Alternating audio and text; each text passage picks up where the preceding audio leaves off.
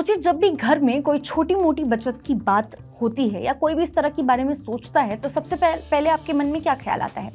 Bank के fix deposit का, है ना? या फिर एक सुरक्षित सेविंग अकाउंट का।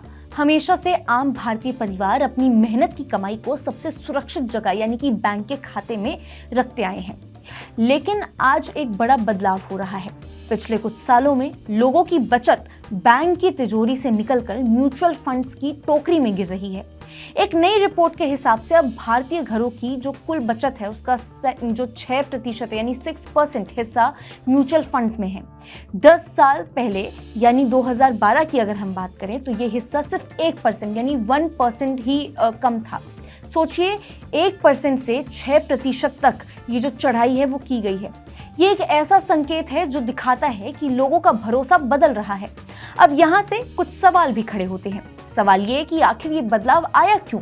क्या बैंक के डिपॉजिट अब लोगों को कम फायदा दे रहे हैं पहले के कंपैरेटिवली? क्या छोटे शहरों तक पहुंच बनाने वाले जो मोबाइल ऐप्स हैं उन्होंने लोगों का ये जो रुख है पूरा वो बदल दिया है? और क्या म्यूचुअल फंड्स अब आम निवेशक का नया पसंदीदा जरिया बन गए हैं? और इन्हीं कुछ सवालों के जवाब इस पूरे सेगमेंट में हम आपको देने की कोशिश करेंगे। नमस्कार, मैं हूं मुस्कान ओझा, आप देख रहे हैं मनी 9। कहानी शुरू होती है एक छोटे निवेशक से जो पहले अपने घर की बचत बैंक के एफडी में रखकर संतुष्ट था।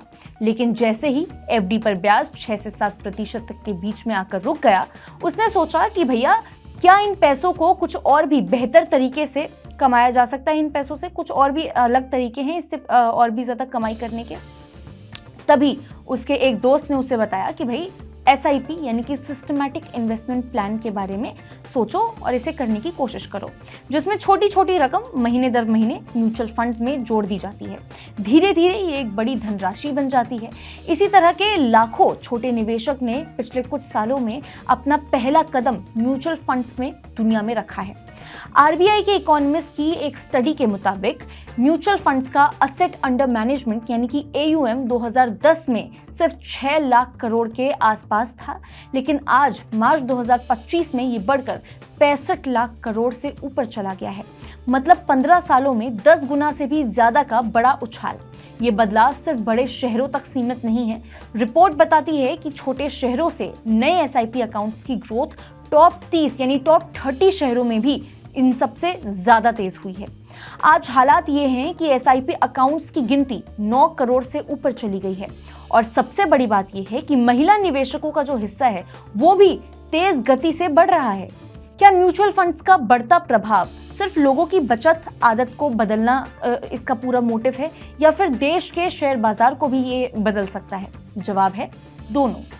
RBI की रिपोर्ट में कहा गया है कि म्यूचुअल फंड्स का AUM अगर बैंक डिपॉजिट से तुलना करें तो 2014 में सिर्फ 10% था और आज 2024 तक ये रेशियो 24% हो चुका है। मतलब अब म्यूचुअल फंड्स की ताकत इतनी बढ़ गई है कि ये घरेलू शेयर बाजार को भी प्रभावित करने लगा है।